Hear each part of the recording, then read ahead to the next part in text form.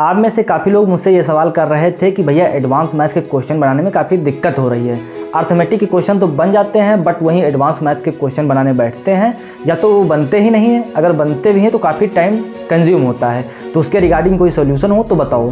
तो उसी के रिगार्डिंग ये वीडियो होने वाली है, तो वीडियो को लास्ट तक जरूर देखना और मेरे कहे हुए पॉइंटों पर विशेषकर ज़्यादा फोकस करते हुए चलना कि आखिर मैं कहना क्या चाहता हूँ। अगर तुमसे एडवांस मैथ्स के क्वेश्चन नहीं बन रहे हैं तो उसके पीछे दो रीज़न हो सकते हैं।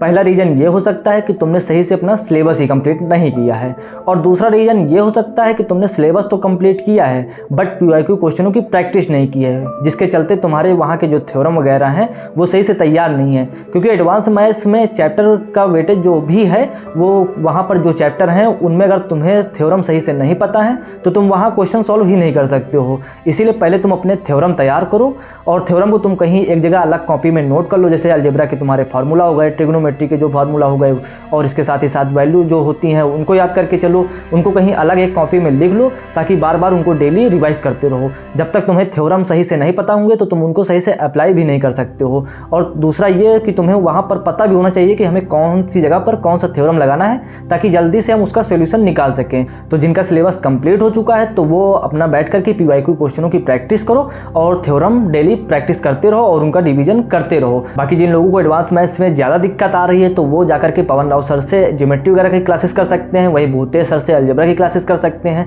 क्योंकि ये दोनों टीचर ऐसे हैं जो बिना फालतू की बकवासबाजी किए पॉइंट टू पॉइंट बात करते हैं और पढ़ाने पर ज़्यादा फोकस करते हुए चलते हैं। तुम्हें फेक मोटिवेशन और फालतू की इधर उधर की बातें नहीं सुननी है तो तुम जाकर के इन्हीं दोनों टीचर से अपना एडवांस मैथ्स कवर कर सकते हो, जो कि ऑलरेडी यूट्यूब पर फ्री क्लासेस प्रोवाइड किए हैं इन दोनों टीचर ने, तो उनसे तुम कवर कर सकते हो।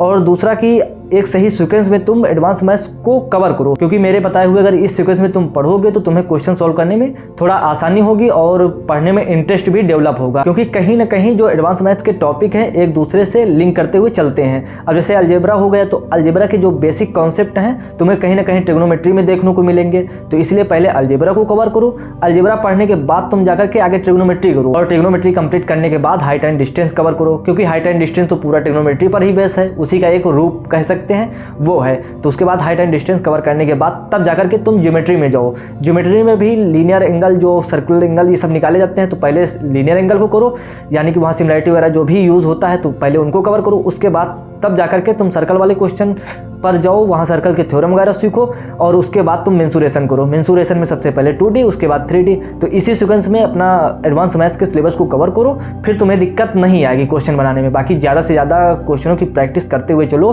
और पीवाईक्यू बुक से क्वेश्चन प्रैक्टिस करो। बाकी किसी प्रकार की और दिक्कत आ रही है तो कमेंट करके बता दो, अगला टॉपिक हम उससे रिलेटेड कवर कर लेंगे। और वहीं रीजनिंग को मैं इतनी जल्दी कैसे अटेम्प्ट कर लेता हूँ तो इसके रिगार्डिंग तुम इस वीडियो पर क्लिक करके देख सकते हो, और उसके साथ ही साथ तुम्हें वहाँ पर बहुत कुछ सीखने को मिलेगा कि मेरी अप्रोच पेपर को सॉल्व करने की क्या रहती है।